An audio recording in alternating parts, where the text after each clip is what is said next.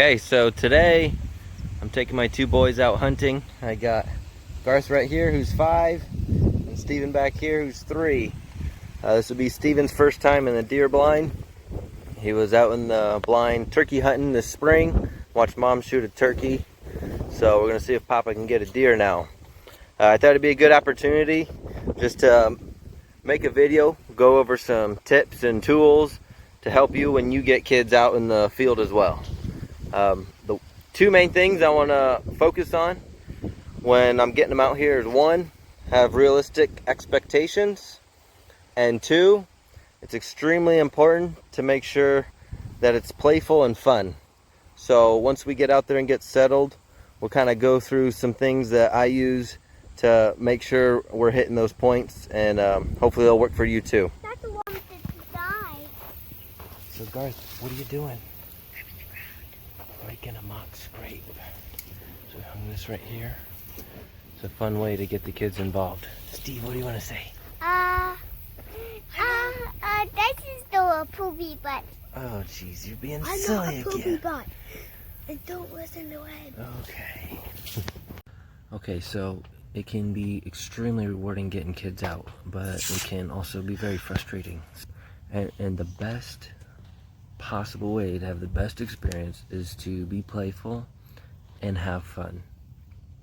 So that's where it ties into having realistic expectations, not expecting too much of the kids that you're with, and breaking up the time, and really teaching them as much as you can, but making sure that they're having fun, not putting too many rules in place where they feel like they can't do anything, they can't express themselves, they become bored, and they're just not interactive with their environment and what you're doing. So be mindful of that play and having fun is the most important thing out here.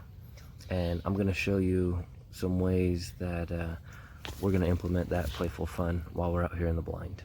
The thing I wanted to touch more on was realistic expectations, and this is really going to be geared towards the age class of the children you're taking out.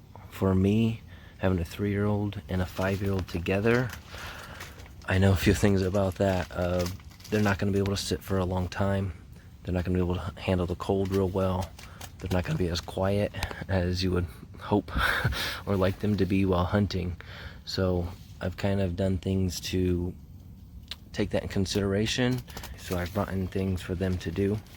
A big one is snacks. They love snacks. It breaks up the time, and it gives them an opportunity to just be out here, be quiet, and rummage through their snacks. So I brought them sandwich, apple, stuff like that. It's a good tip in a way that they're going to be occupied and give you a little bit of silence out here. So another realistic expectation I have for tonight's hunt is they're not going to want to sit for a long time. They're going to get agitated, they're kids, so you got to expect that. So what I've done to help with that is we slipped in here just for the last hour of hunting. The sun's starting to go down now, and so we got about 1 hour. That gives me time. Snacks, I brought some stuff that they can play with, and just really break up that time. Okay, so what I did is I brought a shovel for them to dig in the dirt, and then a car so they can make a little track, make ramps. Oh, find some buried treasure. So this is just a good way to keep them busy, keep them interactive, and have fun while we're out here in the blind. Cool.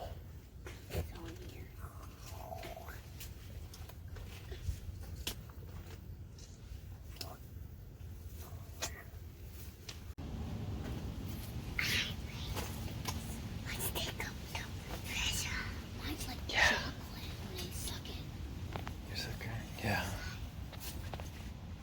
So again, it's just really crucial that you're making sure the kids have a fun time while they're out here. And the reason it's so important is because kids learn through play. They learn through having fun.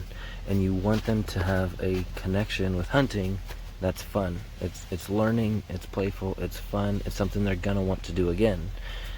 If it's a situation or environment where there's a lot of rules, they have to sit still, they're cold, uncomfortable, they're hungry, they can't play with anything, be quiet the whole time, it's not something they're going to be drawn back to. So be as creative as you can and just create that environment where they can still have fun, still get to do things, play with toys while they're out here hunting, and they start making that connection of hunting is fun, and they're going to be asking you when they get to come back. So that's all we're trying to do out here, and bringing a shovel, something like that, some rocks, simple things, and involving them with as much as you can, making a scrape, setting up a trail camera, using binoculars, rangefinders, teaching them stuff like that will help keep them intrigued. So those are some tips hopefully you find useful. Okay, so we've kind of gotten to the point in the evening where the wind has completely died down, and you can hear every little leaf crunch every time the kids move. And you know, the hunter instinct in me is like, ah, because I just know the deer can hear it. You know, most likely nothing's gonna come in. You know, they're whispering, they're trying to be quiet, but the important thing is to just try and be patient. You gotta have a lot of patience taking kids out, but it's for the better. It is much more important to ruin one hunt now than to discourage them from hunting in the future. So keep that in mind. Patience is key when you're bringing them out here. And as a last resort, what I do is save it for the end, when it is really quiet, when it's about to be prime time, which is about now. I'll go ahead and let them play a game on my phone. So that's my last trick up the sleeve for keeping them occupied out here. Well, we made it through the evening. We didn't see any deer, and that was halfway expected when the forest got so quiet and the boys were just, I'd say, doing their best, but you know, just being a little louder than you need to be. But all in all, I think it was a successful hunt for getting them out, especially Steven for his first time. I had to tell him to shh or be quiet, you know, whisper about 1,000 times. But again, that's expected with his age and being the first time out. But like I said, we didn't see anything, but I know they had fun. And that's really the most important thing with getting them out, is making sure they're having fun. They're getting to, you know, play some games, play some toys, get some snacks, a little treat, and that's going to make them definitely want to come back out again.